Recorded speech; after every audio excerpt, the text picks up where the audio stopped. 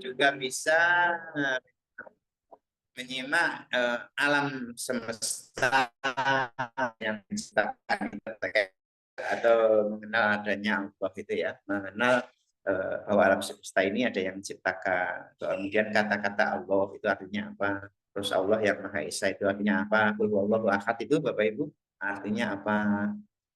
Jadi kalau misalkan gini ya Bapak Ibu, biasanya kalau Bapak Ibu dengar surat ya, surat itu di dalam Al-Quran pasti ada kata-kata yang ada di dalamnya seperti Al-Baqarah. Di dalam surat Al-Baqarah itu ada kata-kata Al-Baqarah atau Al-Baqarah.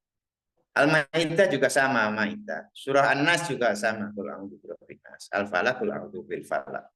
Nah, tiba-tiba Al-Ikhlas itu kan nggak ada. Qul huwallahu ahad, Allahus samad, lam yalid wa lam yulad wa lam yakul lahu kufuwan ahad. Itu nggak ada kata-kata ikhlas. Tapi kenapa surah itu dinamakan surah Al-Ikhlas? Nah, ini menjadi apa namanya ya, pertanyaan bagi kita semua. Nah, kalau yang sudah membaca apa itu namanya? Asbabul wurudil tasmiyah. Jadi asbabu urudi tasmiyati surah Al-Ikhlas. Surah ya, sin ya, bukan sot ya. Kalau sot surah itu bentuk, kalau surah sin itu ya surat. Jadi asbabu urudi tasmiyati surah Al-Ikhlas. Nah, itu ada sebab disebut Al-Ikhlas itu kenapa? Nah, itu disebutkan ada beberapa versi ya. Jadi contohnya misalkan suatu ketika di Masjid Kuba itu ada imam bacanya kolbu maning maghrib kolbu bisa kolbu subuh kolbu lama-lama tiap hari kolbu. Kenapa sih imam ini ya, isa maghrib subuh kolbu semua? Jawabannya imam kan ya kalau nggak suka kolbu ya cari imam yang baik. Jawabannya begitu. Nah kemudian dilalahnya Nabi datang ke masjid itu. Kalau nggak salah masjid Kuba atau mana lupa saya. Lalu orangnya pada protes. Kanjeng Nabi ini orang kok ngimamin kolbu aja kayak nggak ada surat yang lain. Ya saran dari kanjeng Nabi ya kamu harus ikhlas lah gitu. Pertama ikhlas pada imam.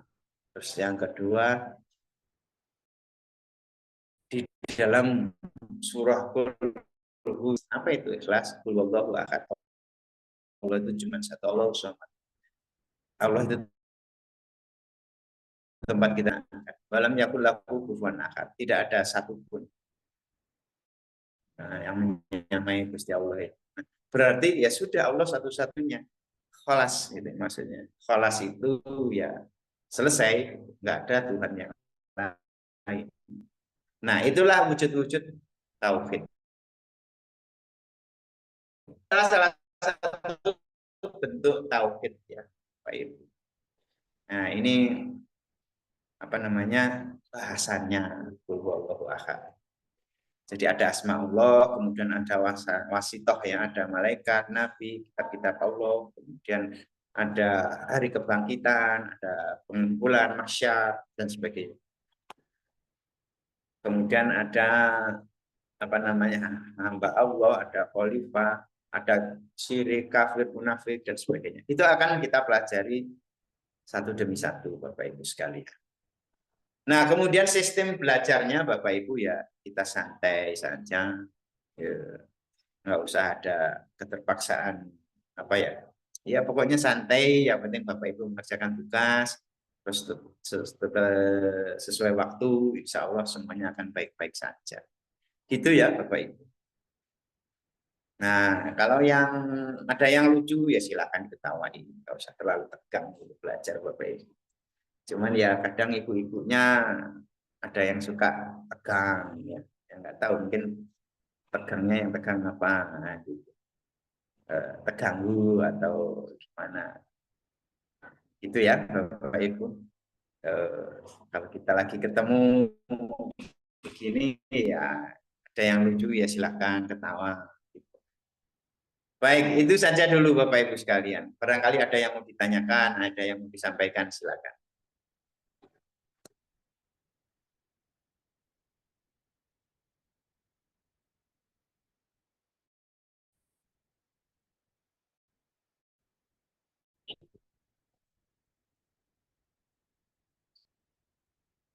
Halo Bapak Ibu. Suara saya bisa didengar? Bisa, Pak. Iya, Pak. Gimana? Udah capek tak? Sore. Assalamualaikum warahmatullahi wabarakatuh, Bapak. Waalaikumsalam. Sebelumnya perkenalkan, nama saya Musyari Badar dari Kuningan. Ah,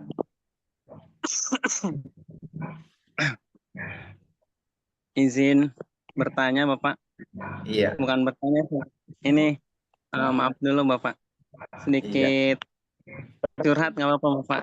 Mangga silakan, bebas aja. Menyambung dari tadi surat Al-Ikhlas itu ya, Pak. Saya pernah mendengar kalau katanya dari dengan ikhlas itu adalah sesuatu yang dibiasakan ya, Pak ya.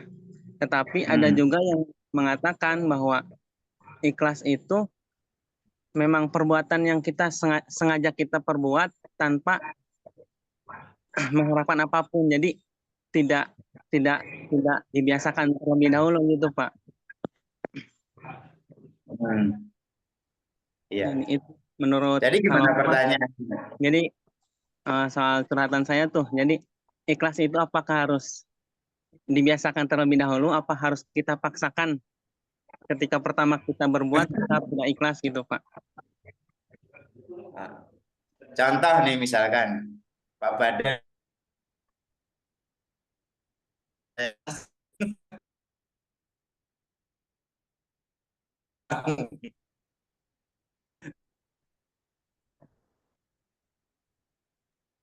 Putus lagi, Pak. Rasa putus lagi. Nyambung lagi. Gimana Pak? Bapak Ibu, suara saya sudah kedengar belum? Bisa Pak terdengar? Sudah terdengar Pak suara saya? Ini udah Pak, udah kembali lagi. Pak, sudah. Oke. Saya tutup aja dah videonya. Jangan-jangan gara-gara videonya nggak kuat di sini sinyalnya mungkin ya. Iya Pak. Oke. Jadi contoh ikhlasnya gimana nih Pak Badar ini? Apakah mungkin Pak Badar ikhlas itu supaya dibiasakan atau dipaksakan? Pak Badar nikah lagi, isinya supaya ikhlas gitu. Akhirnya dipaksa supaya ikhlas atau dilatih nambah satu dulu. Tapi kalau udah ikhlas nambah dua. Cocok Pak. Baik, jadi ikhlas itu kata-kata orang Arab itu kalau bilang khalas. Khalas itu selesai. Artinya kalau kita punya istri satu ya sudah itu aja, nggak usah nambah lagi, nggak usah larang diri, ikhlas, khalas gitu. Jadi kalau ditanya gitu, gimana kerjaanmu, khalas gitu, selesai semuanya gitu. Kalau khatam itu menutup, selesai. Nah, tatim kita selesaikan acara ini, tapi terkadang masih ada obrolan apa, itu belum khalas. Kalau khalas itu semuanya udah selesai. Jadi ikhlas itu terkait bagaimana dari Allah itu. Maksudnya kita kepada Allah itu pengennya apa? Gitu. Maksudnya. Kalau masih ada embel-embelnya berarti nggak khalas. Misalkan kita berdoa pada Allah. Kita sholat pada Allah, kita pada Allah. Itu kan pengennya kalau kita puasa itu kan ini Bapak Ibu, mendapatkan pahala. Tetapi kalau Bapak Ibu puasa pengen nambah istri, puasa pengen nambah duit, ya yang didapat ya itu bukan lillahi ta'ala. Jadi pengertian ikhlas itu Bapak Ibu. Nah perkara gimana Bapak Ibu, masih kedengaran nggak suara saya? Masih Pak. Aman Pak. Masih. Oke. Perkara bagaimana proses menuju ikhlas yaitu macam-macam. Ini Pak Badar ya. Prosesnya bisa latihan, bisa pembelajaran, kadang juga keterpaksaan. Ya, Bapak Ibu itu kan kalau dibilang dulu punya orang tua ya. Nah, sekarang orang tua itu ya Bapak Ibu lah itu orang tua. Terus Bapak Ibu ditinggal orang tua. Itu kan terpaksa itu Bapak Ibu. Mau nggak mau kan harus ikhlas karena ditinggal benar-benar. Orang kita hidup pada waktunya. Kalau sudah tua ya meninggal. Nah, bapaknya Bapak Ibu sekalian atau ibunya Bapak Ibu sekalian itu kan meninggal juga. Ada yang sudah meninggal, ada yang belum. Tapi nanti kan pasti, maut itu kan datangnya pasti.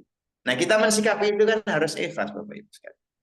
Makanya ya ikhlas itu memang sebetulnya secara logika, secara nalar kejadiannya ya macam-macam. Ada yang terpaksa, ada yang belajar, ada yang sedikit demi sedikit mengikhlaskan kayak gitu. Nah, itu prosesnya Bapak Ibu sekalian. Cuman yang harus kita pahami apa itu makna ikhlas. Selesai Bapak Ibu. Kalau al-ikhlas di dalam kulhu itu selesainya apa? Maksudnya ikhlas itu kholas. Jadi kita tidak mempunyai hal-hal yang lain kecuali Allah Subhanahu wa taala. Adanya Tuhan, ya sudah Allah, nggak ada yang lain. Kholas, sudah nggak ada tawar menawar lagi. Gitu Pak Badar. Nah, gimana tanggapannya Pak Badar? Mangga silakan. Disumanggakeun Pak Badar. Masih saya Pak Badar, video Pak Badar.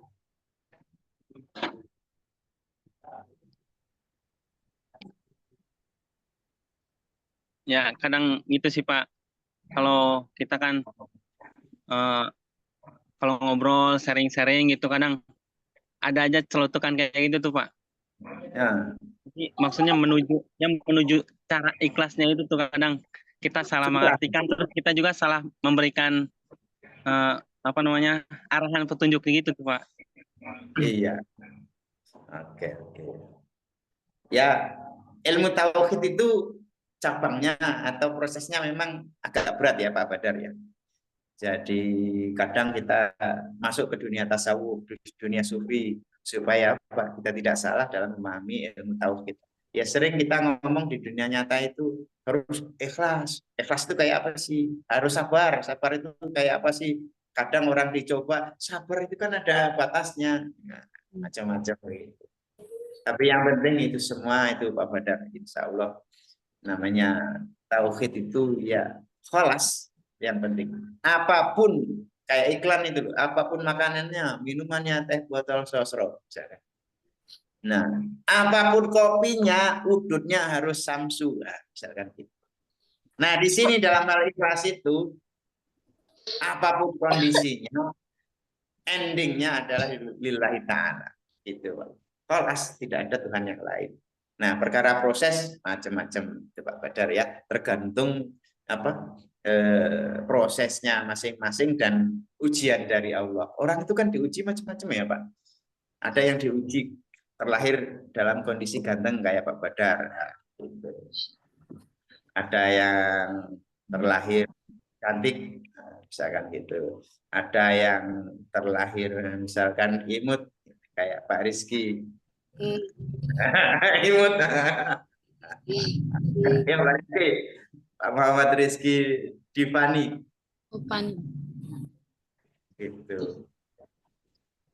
Kalau saya pendekar Bapak Ibu, terlahir pendekar pendek dan kekar. Gitu. Nah, ada yang diuji dengan tampangnya yang cekik, ada yang diuji dengan tampangnya yang ganteng, ada yang diuji dengan kecantikan, ada diuji dengan kekayaan. Bentuk ujian itu kan beda-beda. Cuman kalau Pak Rifki Nur Alfian ini pengennya diuji dengan istri 4 gitu lah. Kayak itu Pak. Ustaz. Gimana Pak Rifki, istrinya sudah berapa sekarang? Sudah 1 Ustaz. Sudah 1 ya. Berarti bisa nambah lagi ya. Monggo pinarak Ponorogo Ustaz. Lah Ponorogo, belum Magetan ya Pak. Ponorogo ini pundi Pak? Kota Pak. Oh, tak parah nih biasa Pak. Dengan Magetan pundi Pak? Magetan Ngariboyo Pak. Iya. Orang Ponorogo itu dari dulu apa?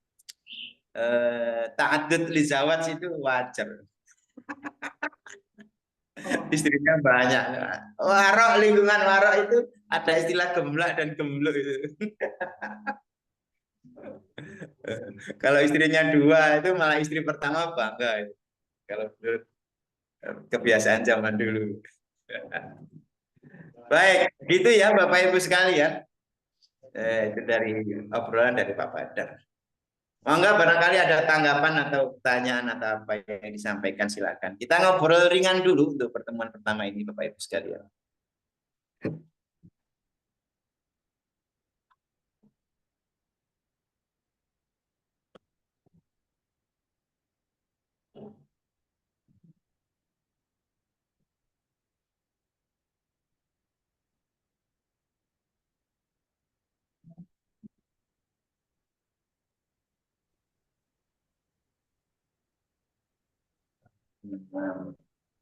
Iya Pak Musin, ada Iya, sedikit mau minta saran. mangga silakan Pak. Mungkin bagaimana cara kita menjaga keikhlasan kita dalam beramal di tengah pujian dan godaan orang lain, Bapak. Waduh. Terkadang kita itu juga ketika kita niat hati ikhlas, terkadang banyak teman yang muji dari keluarga, teman. Terkadang ikhlas itu terkikis, Pak. Bagaimana cara kita menjaganya Pak, agar benar-benar ikhlas itu benar ikhlas seperti itu, Pak. Iya. Mungkin cukup itu, kalau ada saran bisa membantu, Bapak. Terima kasih. Kalau konsepnya Siti Jenar itu Pak. Bapak Ibu mungkin pernah dengar ya konsepnya Siti Jenar. Ya Bapak Ibu nggak harus jadi muridnya Siti Jenar, nggak harus ikut Siti Jenar juga enggak. Itu cuma sekedar apa ya, share saja. Beliau itu konsepnya awung-awung suwung. Maksudnya awung-awung suwung itu dalam bahasa lain yang nggak ada kehendak, nggak ada nafsu dan sebagainya. Artinya apa? Ikhlas. Semuanya itu lillahi ta'ala. Bagi para sufi itu kalau dicaci itu alhamdulillah. Kalau dijelek-jelekan itu alhamdulillah, seneng banget. Nah, cuman kalau dipuji, waduh, bingung, astagfirullah gitu. Karena pujian itu adalah apa ya? Satu hal yang sangat berat sekali, Pak. Jadi kalau kita dipuji itu gampang sekali melambung kita. Jadi kalau dipuji itu kita gampang banget merasa tinggi hati, merasa apa besar dan sebagainya. Nah, supaya itu gimana? Supaya nggak terlalu gampang tinggi hati gitu Bapak Ibu sekalian. Kalau kita baca kitab-kitab beberapa referensi ya, kayak kitabnya ini para sufi, bahkan Imam Ghazali itu kan banyak sekali bercerita terkait sabar. Bagaimana orang itu harus sabar? Sabar itu bukan berarti ditampar ke pipi kanan, tetapi memberikan pipi kiri, tidak. Sabar itu pada tempatnya. Jadi kalau dia tentara, sabarnya harus pemberani. Gitu. Kalau dia ibu-ibu atau gadis, sabarnya harus ifah. Kalau dia bapak-bapak, sabarnya harus rajin bekerja. Kalau dia bapak guru, sabarnya harus amanah dalam menjalankan tugas sebagai guru. Kalau dicaci ya didengerin ya sambil koreksi diri. Kalau dipuji ya jangan cepat-cepat melambung diri. Nah, itu konsep sabar menurut Imam Ghazali itu, Pak. Kayaknya cocok itu di apa namanya? Dipakai itu sesekali ya kitab dalam pembelajaran inti di sini nih kita mengaji Ihya Ulumuddin atau Minhajul Abidin itu juga bagus itu banyak hal yang bercerita terkait sabar, ikhlas dan sebagainya begitu. Ya memang kalau kita manusiawi ya Bapak Ibu, kita itu kan memang diciptakan diberi apa ini namanya nafsu. Jadi bedanya dengan jin, setan, mereka punya nafsu tetapi tidak seperti malaikat yang mempunyai kebijakan. Nah, kalau kita punya dua-duanya, kita bisa memilih jalan yang penuh nafsu atau penuh kebijakan gitu. Nah, disitulah kita harus pinter-pinter malah milih Bapak Ibu. Kan memang kita itu dikasih nafsu supaya gampang digoda setan. Makanya kalau Bapak Ibu sekalian baca Quran, itu coba dilihat tausiah setan di dalam Al-Quran. Itu Bismillahirrahmanirrahim. Fala talumuni. Jangan kamu sekalian menyalahkan saya. Itu kata setan loh. lumu angkusakum, salahkan dirimu sendiri. Ma'ana bimusrihikum wa ma antum bimusrihi. Saya itu bukan nggak bertanggung jawab sama kamu dan kamu nggak bertanggung jawab juga sama saya. Itu kata setan loh Bapak Ibu. Jadi setan dengan secara langsung mengatakan ya memang tugas saya menggoda. Salah sendiri Anda sekalian itu tergoda. Nah termasuk yang tadi itu termasuk bagian daripada godaan Bapak Ibu sekalian. Betul-betul para sufi itu sangat menghindari pujian.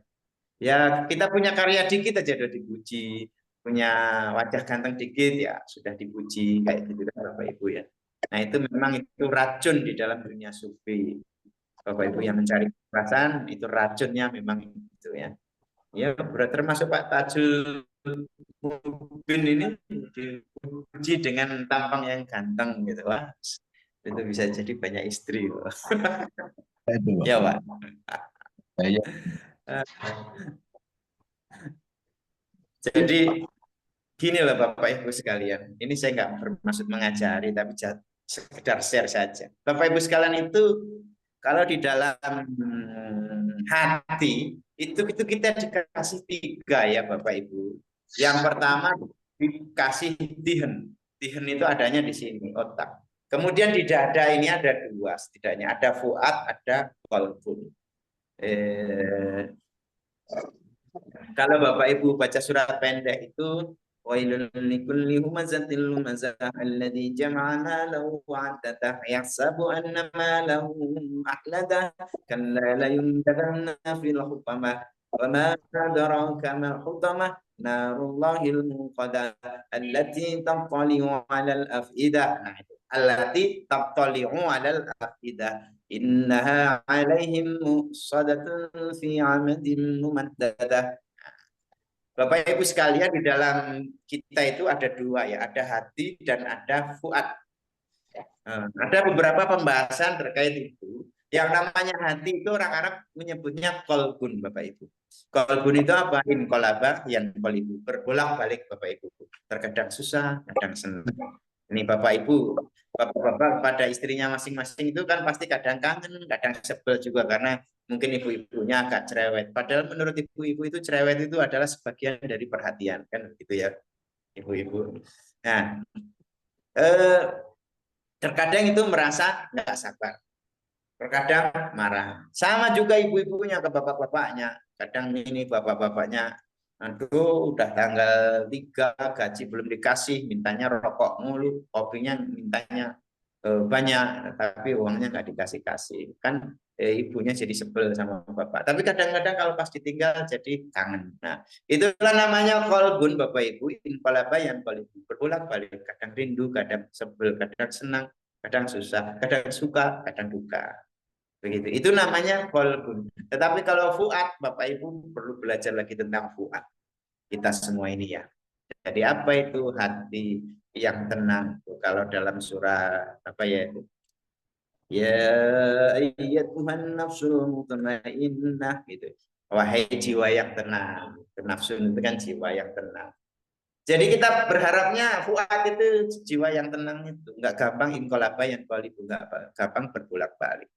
Nah, kekuatan ikhlas itu ada di situ Bapak Ibu sekalian. Jadi kita harus bisa memilah-milah mana ini kemauan dihen atau akal, mana kemauan kolbun hati, mana kemauan fuad. Supaya apa? Kita menjadi nafsul mutmainnah gitu. Di sini ada nggak itu ibu namanya mutmainnah? Barangkali kalau ada. Nggak ada ya. Gitu ya Bapak, Pak Tajul Mubin. Bapak saya itu namanya Pak Mubin loh Pak. Jelas Pak berarti Pak. Jelas. Nah, yang bapak saya itu dulu punya sawah ya, yang ngerjain itu namanya Pak Nyoto, Sunyoto. Jadi dibilang sama tetangga ini Pak Nyoto versi Arab dan Pak Nyoto versi Jawa katanya. Namanya Pak Mubin itu kan bahasa Jawanya kan Nyoto. Nyata, jelas ya. Gitu. Jelas Pak. Itu ya. Terima kasih Pak Tajul. jawaban yang telah diberikan Pak. Matur suwun. Sami-sami. Tapi ya itu sekedar share aja Pak. Bapak Ibu sekalian, saya di sini bukan menggurui ya. Maksudnya kita share, nanti Bapak Ibu pendapatnya gimana. Gitu. Jadi saya tidak ada maksud untuk menggurui, kita saling belajar. Baik, ada lagi yang mau ditanyakan, disampaikan. Bahkan mengkritik pun boleh loh Bapak Ibu. Bapak Ibu boleh mengkritik dosen, mengkritik saya. Izin Pengaruh nilainya. izin Silakan, urun monggo. Ya, silakan Pak. eh, izin sedikit sharing ya tentang ikhlas dan tentang menjaga keikhlasan. Nah, iya monggo Pak. Kalau tentang menjaga keikhlasan itu dulu orang-orang tua kita, para leluhur Nusantara biasanya memberikan wejangan kepada anak cucunya, diantaranya adalah ojo eling-eling yen awakmu tau nulungi wong liya lan ojo mok lalekno yen pernah ditulung karo wong liya. Dalam Iya. arti bahasa Inggrisnya adalah selalu setelah ketika engkau ditolong oleh orang lain dan jangan pernah kamu mengingat pernah menolong atau berbuat baik kepada orang lain. Nah, itu saya kira sama dengan konsep ikhlas atau kholas yang jenengan sampaikan tadi. Kemudian tentang ikhlas sendiri, kalau kita melihat di kitab Kifatul Atqiyah, itu keikhlasan ada 3 tingkatan. Tingkatan yang paling tinggi adalah ya memang kita melakukan sesuatu, ibadah dan lain sebagainya itu murni lillahi ta'ala. Memang murni. Tidak ada embel-embel lain.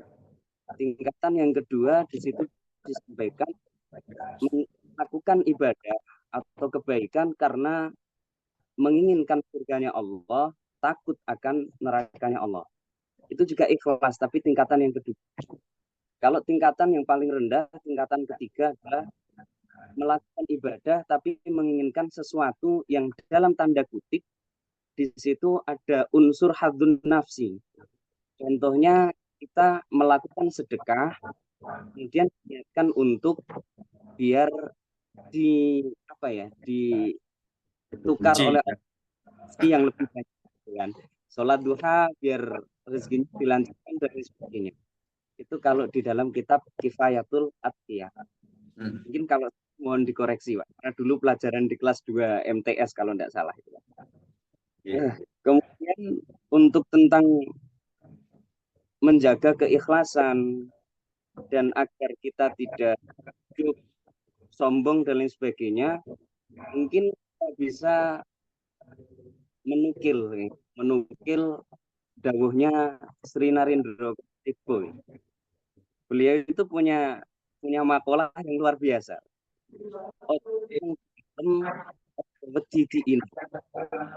Penting dianggap apik, sing penting nglakoni perkara sing apik. Jadi kita ndak usah takut untuk dihina oleh orang lain, ndak usah GR ketika dipuji oleh orang lain. Penting dianggap orang baik, tetapi yang penting adalah kita melakukan perbuatan yang baik. Nah, kata baik itu menurut guru-guru kami belum mewakili kata becik dalam bahasa Jawa. Kalau guru kami becik itu lebih ke makna yang solih lah. Jadi perbuatannya baik, niatnya baik, kemudian dilakukan dengan cara yang itu. Kalau kata becik itu kata guru kami seperti itu. Jadi mungkin bisa melihat itu, kita jangan pernah terlena dengan tepuk tangan dengan jempol dari orang lain, karena itu malah nanti bahaya pada diri kita, bahaya pada karir kita dan sebagainya. Mungkin itu Pak sedikit dari terima kasih. Siap, mantep ya, luar biasa Pak Nasruddin. Semoga tambah soleh. Dituain tambah istri enggak Pak? Jangan dulu Pak. Nyamuk ada mati gara-gara banyak tepukan, Pak. Oh gitu, iya betul. Nggih. Jadi apa? Ya, pujian itu yang jelas racun ya Pak ya. Jadi kita harus waspada itu. Kadang kalau kita dipuji itu kelemahan kita akan nampak gitu ya. Dan itu memang banyak sekali diulas di berbagai literasi, baik itu kitab-kitab sufi ataupun kitab-kitab yang di pondok itu, ataupun juga kitab-kitab kedaerahan semacam kejawen, kan banyak juga ya yang memfalsafahkan orang itu makin tua itu ya kayak padi makin merunduk gitu. Jangan nantang langit saja kayak gitu. Nah, itu nanti juga insya Allah kita bahas juga ya Bapak Ibu di perkuliahan ini. Dan saya yakin juga Bapak Ibu sudah pada oke semua ya maksudnya. Nah, kalau di sini ya kita share aja, kita saling memberi masukan. Gitu. Baik, ada lagi Bapak Ibu yang mau disampaikan, silakan. Nah, Bu Ayu kayaknya mau ngomong, silakan, nggak apa-apa Bu Ayu.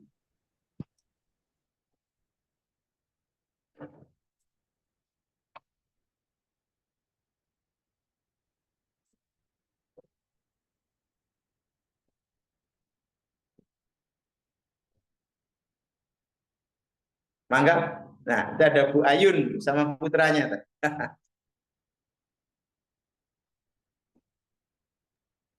Sudah, Pak. Insya Allah sudah jelas. Ya, sudah. Iya. Baik. Ini ada Pak Nasruddin udah ceramah lagi. Fotonya ceramah. Baik, Bapak Ibu, kalau tidak ada yang menyampaikan sesuatu, kita akhiri ya pertemuan pertama ini ya dalam taraf perkenalan, penjajakan dan sebagainya. Nanti silakan dilihat-lihat. Minggu depan kita mulai dengan sedikit materi, lalu minggu depannya lagi kita sudah mulai sistem penugasan juga. Nanti simpel saja kok Bapak Ibu, tugasnya nggak usah yang berat-berat. Misalkan Bapak Ibu menjawab pertanyaan dari sebuah video yang saya tayangkan gitu, terkait misalkan ikhlas atau apa kayak gitu. Nah, kalau sudah menjawab pertanyaan itu berarti Bapak Ibu sudah mengikuti kuliah dan mengerjakan tugas. Itu saja Bapak Ibu. Nahtatim bil hamdalah. Alhamdulillahirabbil alamin. Assalamualaikum warahmatullahi wabarakatuh. Waalaikumsalam warahmatullahi wabarakatuh.